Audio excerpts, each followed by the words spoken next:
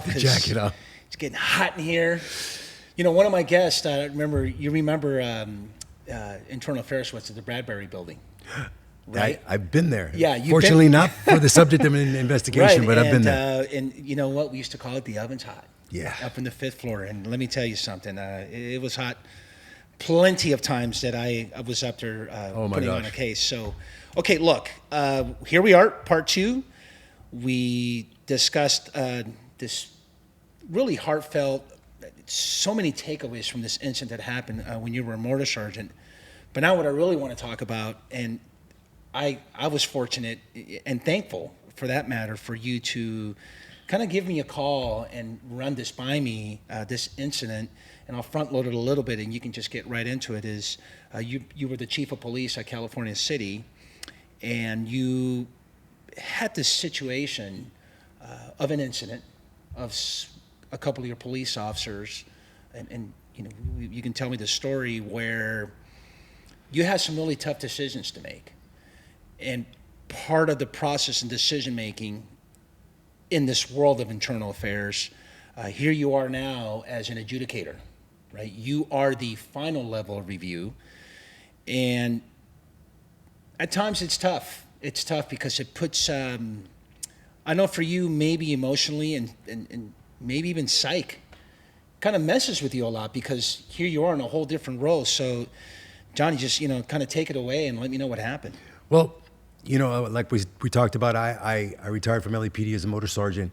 I prided myself on, you know, being a street cop my whole life. However, I was starting to lean toward a leadership role, and I got to give him a shout out. One of the best sergeants I ever worked for was a sergeant named Frank Micah. Frank Micah, And a legend. I can't even talk about him too much without getting emotional, but Yes. he was the epitome of a leader and caring about his people. And I talked about this in the last segment. Truly show your people that you care. And he did. He did that on a daily basis. And he taught me so much about that. I mean, he was not only a tactical guru known nationwide, Yes, he was. and we would get calls in the office from, you know, the East Coast, the Midwest, asking to talk to him about a tactical situation that happened in their city, Yeah. that they want his take. Of an OS.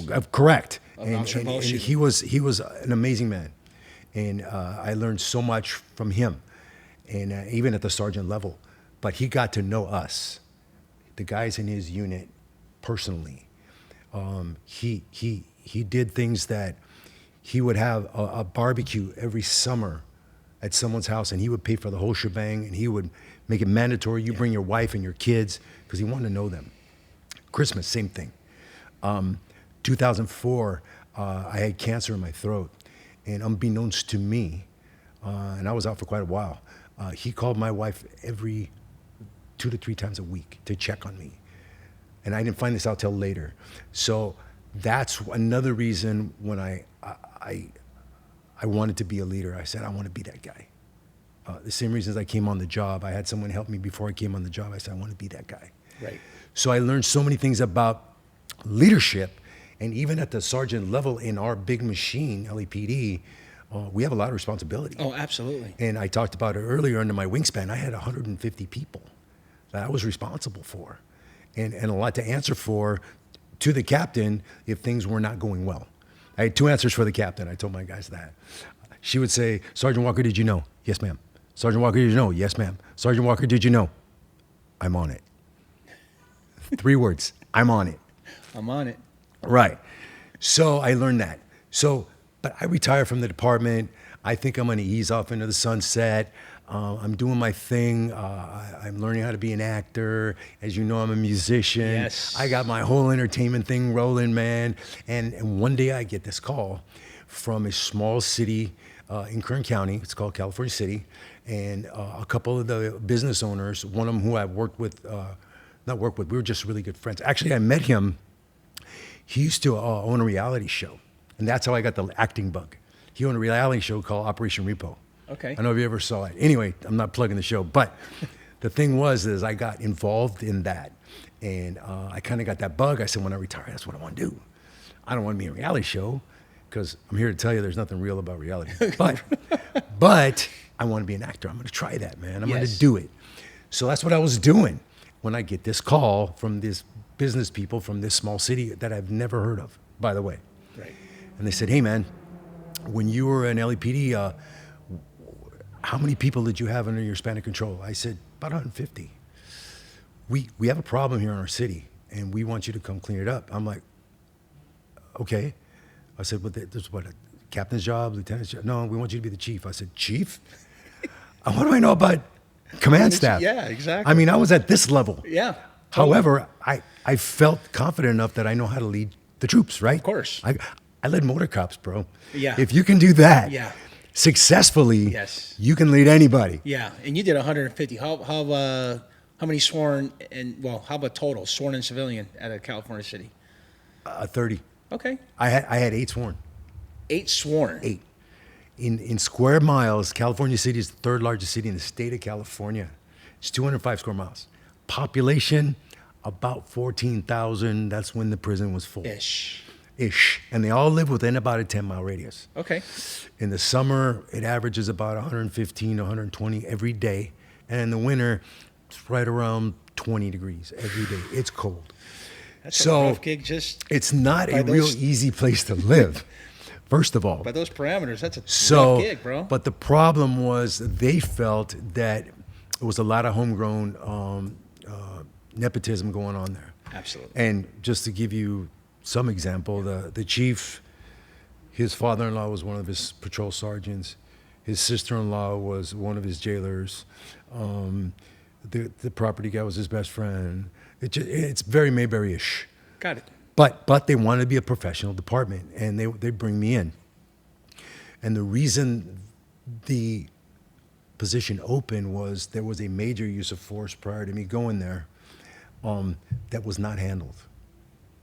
And it was kind of swept under the rug, which in these small departments, a lot of that happens because there's really no media around, stuff happens, and it just, it's easier to, it's easy to do that. Correct. That's just the price of let's just not hold no one accountable. Price of doing business. It's the price of doing business. Right. This is the culture. This is how we dictate things. Until this person came forward and had videotape of the incident and was suing the city for $3 million, which would have bankrupted the city.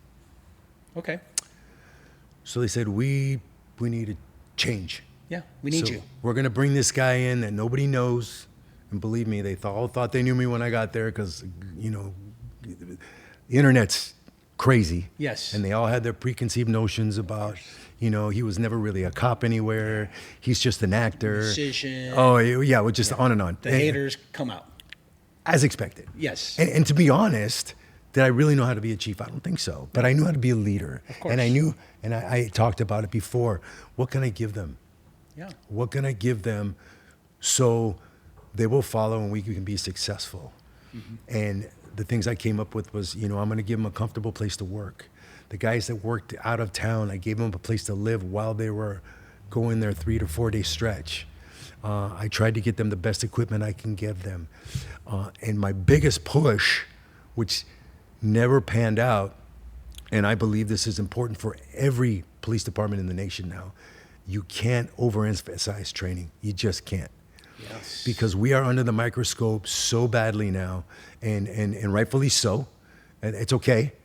And we've evolved from, I came on the department in 1987. Yeah. We've evolved. I evolved. And it's just how things are going. Everything would push back. We want you to record your stops. Oh, we're not doing that. What's wrong with them? They want to watch us this and that. But I learned recording my stops, even on a cassette tape, saved me so many times. Yeah, they don't know that. And it keeps you in check. Right. Like everything I'm saying is going to be recorded. So I got to stay in check. And when this goes bad, I can show them. Anyway, so, and then we went to the body cams. Oh, you thought, when I was in South. Body worn. Body worn? Oh, no, when I was in South, they had the Indash.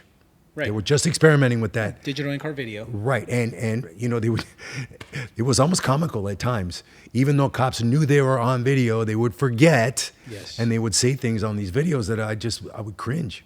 Yeah. I'm like, bro, You know, again, and you know, working internal affairs, 90% of the time, or almost 95% of the time, cops are doing the right thing. Yes. They really are. Yes, absolutely. But they can't explain it.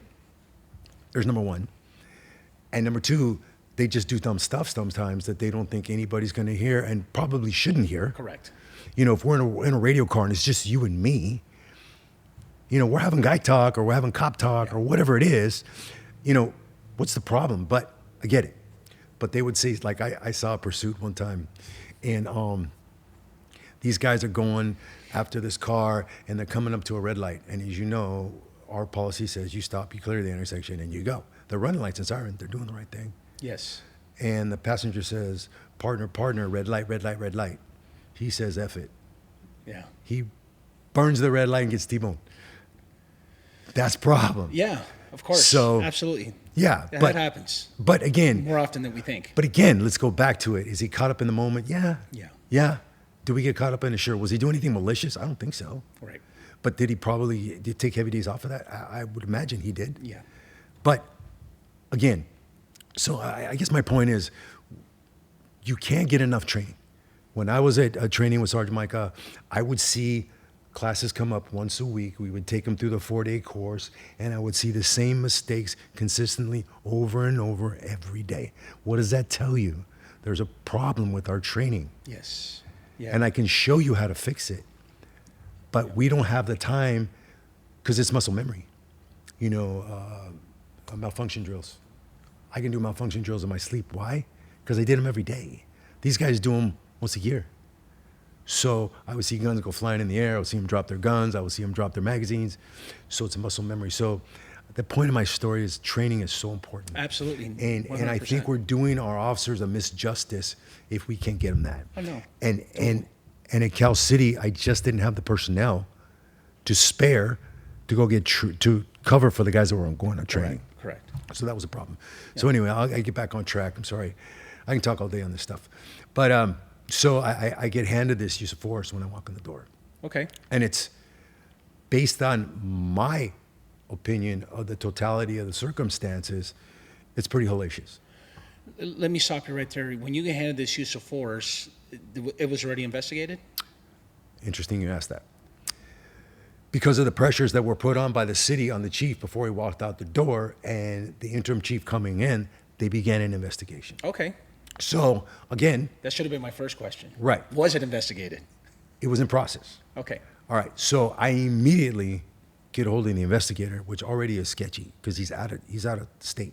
Okay. Because the smaller departments, we have to contract out. Right. You outsource. Okay. I got that part, but so I'm finding everything because I know how to do investigations, not like you did. Right. But I know the nuts and bolts. Yes. And the elements of a crime or not a crime or what we need to either confirm these guys did something wrong or they didn't. Yeah. And I always told my guys, you guys, I'm not here for the I gotcha. I want to prove to people and show people we're doing it right. Yes. I want that. Yes. But we have to, either way it plays out, we have to show them. Yep. Because if we don't, now it's perceived we're hiding. That's bad. Yeah. So 1,000%. And they're going to kill us in social media and they're going to kill us in lawsuits. And again, what else did I learn from being in the big machine to go into a small city? When you're the guy who's the copper doing his job, you see this. Yeah. When you're the chief, you got to see this. Yeah. You got to see it. You got to see. So now I'm an eagle. Now you're an eagle. Now I'm an eagle. You're an eagle. I'm an eagle. So I'm the good of the organization is on my shoulders. You know, Dodgers don't make it to the World Series again this year. Who are they looking at? The manager. Yeah, Dave Roberts. He's on the fryer. Yeah. So I'm that guy, and I take full responsibility. I always do. You know, if we lose, it's my fault. Yes. So I look into this investigator guy, and I find every bit of information that do you have this? No, I don't have that. How about this? No, I don't have that. Did you know they were involved, the same 3 guys, with this same suspect 3 weeks prior that ended up in use of force? Did you know that? It doesn't matter. That's what he said. Doesn't matter. What? Don't you see? 3 weeks? Yeah. You don't see something wrong there? So then, as you know, It's internal affairs job, and that's why I say they're so important. Give me the facts. I want to know the facts. And me as the adjudicator, I decide, right? Correct. Right or wrong? Yes. The onus is on me now. Yes. Okay, these are the facts that I have. Is it sustained or not sustained? Unfounded or sustained. Let's get to business. Right. So I agonized over that because it was a problem. The first thing he did, first of all, he came and interviewed 3 people, the 3 accused. That's it. No one else involved. Didn't interview the victim. Victim being the crime that allegedly happened. Correct. Didn't interview the guy that is suing the city. Okay. Didn't interview the dispatchers. Didn't interview the guy that called 911. Didn't interview on and on. Didn't interview the medical staff that treated the guy. I'm like, there's so many holes in this thing. Yeah. I cannot render a decision based on this Correct. terrible investigation. I mean, again, I never worked in internal affairs, but I know a crappy investigation when I see one. I wouldn't even say it's half baked. That's just not even baked at all. Right, it's still raw. It's very raw. It's totally off topic, but later on goes to how they found this guy. Got it. So, but I won't even get in the weeds with that. Yeah. So I immediately want another investigation. Okay. And I find this company, and I'm going to give them a plug, Titan Investigations. Mm-hmm. They're amazing. Professional, all-season veteran coppers. Ed Saucerman and his crew, Yeah. Robert Radcliffe, amazing guys. Okay. I come in, and they do the Stellar. thorough investigation. No stone goes unturned. No. They didn't leave anybody out. So it gave me a complete, crystal clear picture of what happened that night. Okay. And a crystal clear investigation of what these officers said in their investigation and what they wrote in the report and how it just didn't go. It didn't go. None of it matched. Right. So Lots of inconsistencies. extreme A lot of inconsistency. discrepancies Many, and contradictions. many, Omissions. many. Possibly false statements. Absolutely sustained. Yeah. Right. Misleading as well. Yeah. False So you misleading had statements. you had to land. You had the kitchen sink just land on your lap Yep. as you got this job. Yes, sir, I did. Okay, so I let's got go. handed that on the way in. And Okay. one of the accused was president of the POA. Okay, talk about a conflict. Yeah. And my division commander was a lieutenant, also in the union. Okay. When it came to pass and we were going to do the investigation, he recused himself, as I thought was pretty noble. You should. Yeah. Not only are you in the union, you're best friends with the accused. Yeah. So, Yeah. and his words were, I don't want to know anything about it. Okay, good. We don't need your level of review. According to policy, as we know, he's the divisional commander. It says in the policy, we know the difference between should and shall. Yeah. Right? Shall is you're going to do it or you're no good. Right. Should, it's recommended. I went with the should because that's what it said in the policy. Should, not needed. So I went to our legal. This is what I got. This is the investigation. This is what the investigation shows. I'm recommending termination Okay. for all 3. Okay. City manager at the time had my back. Okay. City council had my back. So what we're going to do. We have to. We have to. Yeah, we have no choice. We have no choice because if we allow them to stay here, it will blow up again. Somehow, somewhere down the line, it's going to be worse. Yeah, absolutely. So that's what I did. And I fired them. A year later, I get a package from a state entity called PERB. Okay. I'm Some retirement Public Employees Review Board. review board. Got it. PERM. Right, PERB. PERB. LAPD, the big machine, never heard of it. No, yeah, of course. What is that? Yeah, yeah. We are PERB. Yeah, who are you? We are Yeah. PERB. Who's that guy? Right. And evidently what had happened, there was a change of the guard within the city government during this time. These Okay. guys forfeited their Skelly. Okay. I thought, well, they knew they were wrong. So they're going to go off into the sunset. Absolutely. One of the guys retired, was collecting his retirement. Okay. Another guy, I actually helped him get a job somewhere else. Okay. Again, I'm not vindictive. Right. But, bro, I can't have you. So I can get you a job as a security guard somewhere watching cameras, which I did. And the other guy, I don't know what happened to him. Okay. To this day. Well, I know what happened. So they go to this PERB, and they file an appeal. Okay. Now, again, PERB is a state entity. However, their decision is not binding. Non-binding decision, due process, got it. Goes back to the you should, not a you shall, right? So they had been contacting the city over that year to try to get the city's response to their appeal. And one of the things they hung their hat on was the division commander never gave a recommendation. But I've already covered that for obvious reasons. So they send this big packet to our city legal, who has also changed. And they said, this is our recommendation. They recommended I bring them back, reinstate them, give them 1 year's back pay with 7% interest, and put them back to work. So this is where things got really heated. Okay. I said, I'm not doing that. I am not going to do that. That would be compromising my integrity. Mm-hmm. I had to educate them on Brady. I don't know if your audience is familiar with Brady. The Brady issue. So, Brady v. Maryland. So if they have sustained allegations of false and misleading statements, they can no longer testify in court. Another thing has come in since you've left. It's called SB2. Of course. SB2 says, post will, if you have any sustained allegations of false and misleading statements, Dishonesty. It's one of the 9 serious misconducts. excessive use of force, That's another one. domestic violence, Yes. they will take away your post certificate, which means you cannot be a police officer in the state of California. That's correct. Now, again, I'm learning to be a chief, right? And I would reach out to people that were in the know. Yeah. Like, okay, this is what I got. This is what I'm doing. What do you think?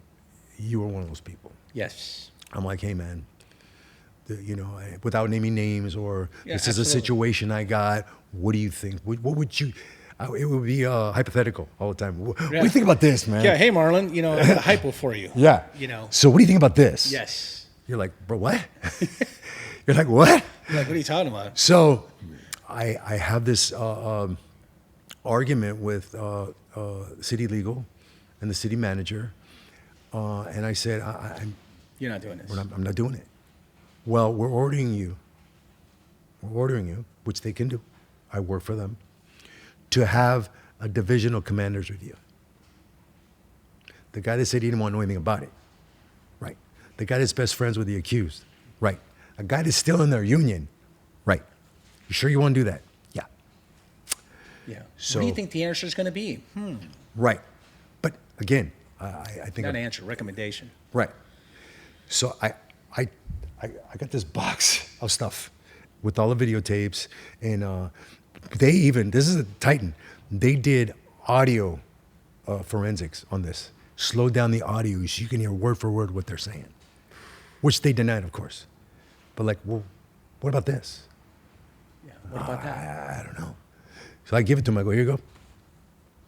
And I said, this monkey's no longer on my back. I'm losing sleep over this, man. Really, it was. And I'm worried about the well-being of the rest of my officers, because this is going to blow back on them. It just does, especially in a small department. Even they were like, you're not bringing those guys back, are you? They knew that was going to be poison in my building. Yeah. They knew. They didn't want them back. So I did that. Here you go. So his recommendation was, for the senior officer there, 15 days in demotion. For the other officer, 10 days. And for the third person, he recommended termination.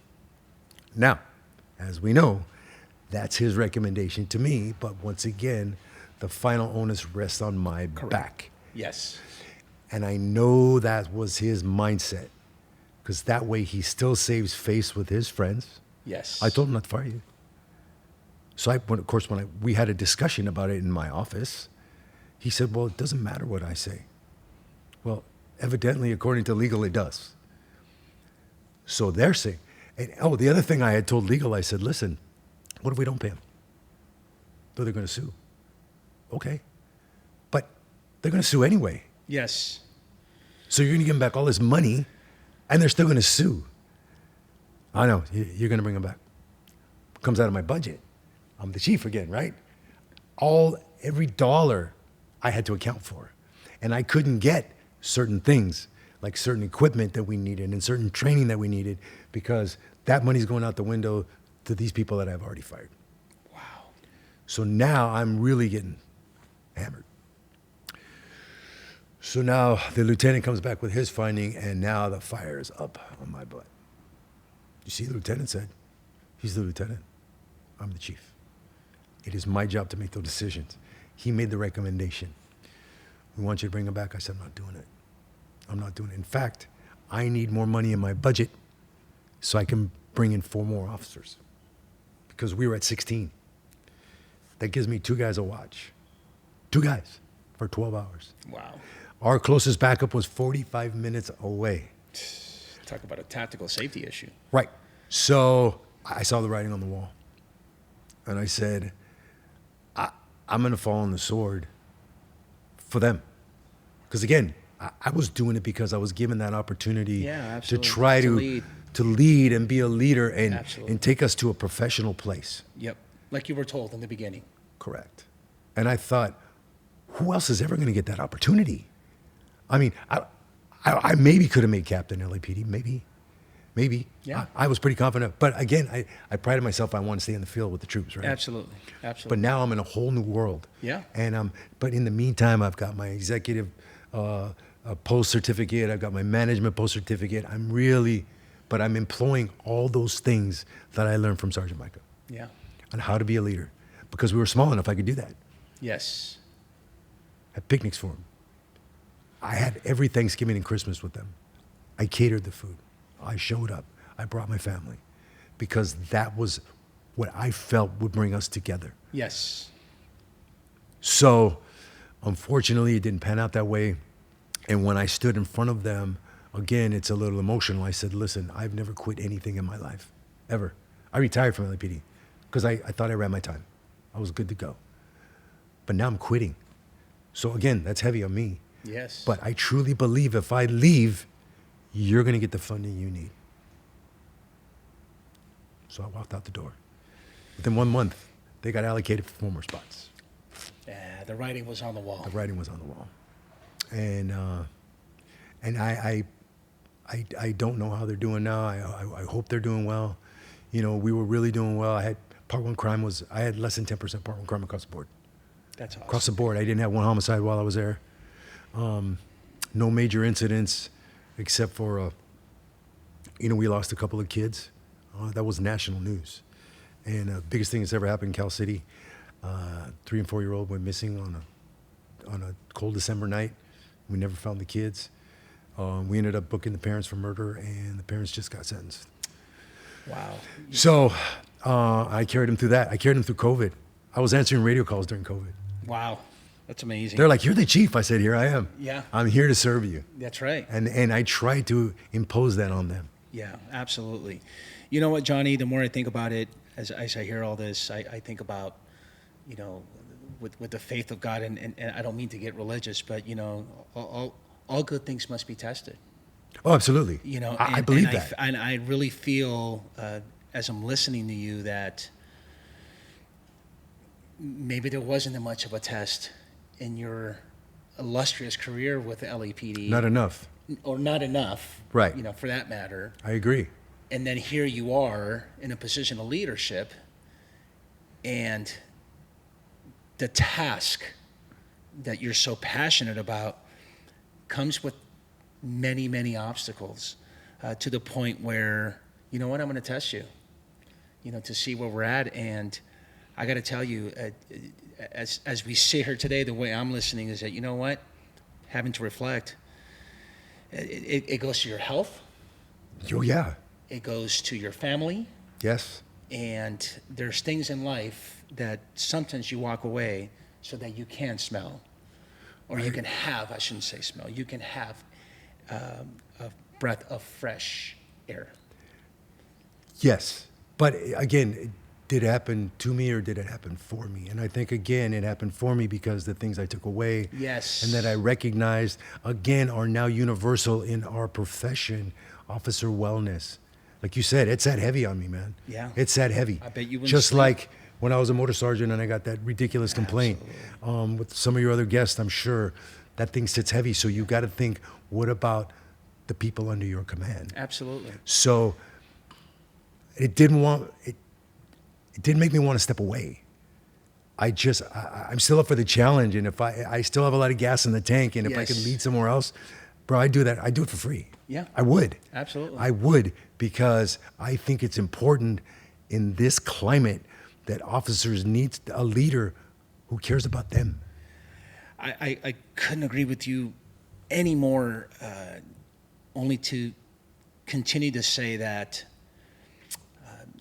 it's just one of those things where you want to keep doing this job for all the right reasons. And here's the deal. We don't really pay attention to the mental wellness of internal affairs. Right. We don't. Right. There is, one thing that has happened, and you can agree to this because, it wasn't too long ago before you were chief. Back in your days and back in my days, mental wellness is not even heard of.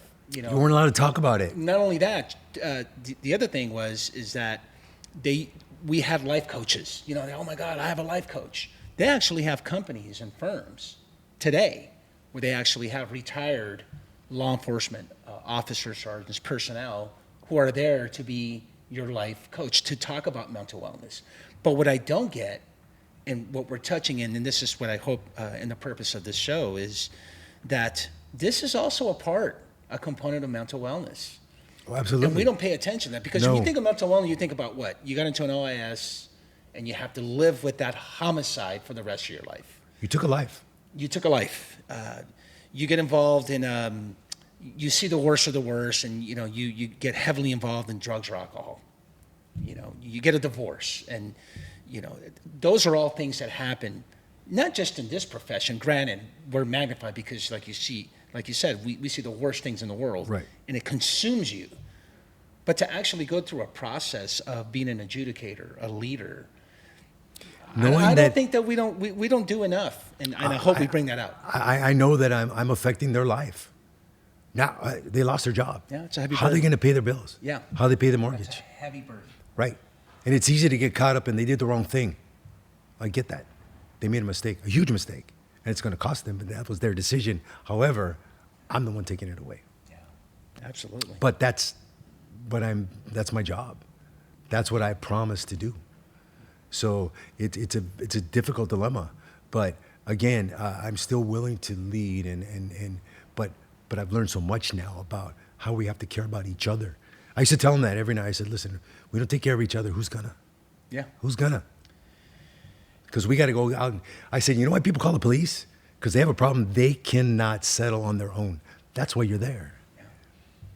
They might not like the way you handle their problem, but that's why you're there. Whether they're having a drug problem, an alcohol problem, a relationship problem, a rent problem, whatever that is, they call you. Yep. And we're expected to know all of that. That's right. Again, we need more training. Yes, you touched on a really important topic. Fortunately for me, I got hired by Savage Training Group, who the owner, the founder, is a true believer of training. We just don't get enough of it. The methods by which we train are completely, I wouldn't say horrible, but they're just, it has no impact. Death by PowerPoint, checking the box. We need to engage more and have more training. But the problem is that as we don't have enough officers that are applying. Nope. Retention's an issue. Recruiting is an issue. Hey, we want you to work more overtime. You're gone 6-7 days a week from your family, and now guess what? You need to also train. So it's tough all the way around. Hey, Johnny, you know It's a what? big ask. It's a big ask. It's a tall order. but you know what? Best decision I ever made was to get involved in this career, and I'm sure it was for you. Oh, absolutely. I can't imagine doing anything else. I just can't. Amen to that, man. Well, listen, we're going to wrap it up. I'm sure we can have a part 3 of 3. Absolutely. I got stuff. God, it was so good seeing you. It's always good seeing you. Thanks, man. To wrap it all up, in conclusion, look, don't forget to subscribe, please. Hit the like button, share it, download it, and on my parting words, just like on part 1, please be safe out there. Take care of yourself.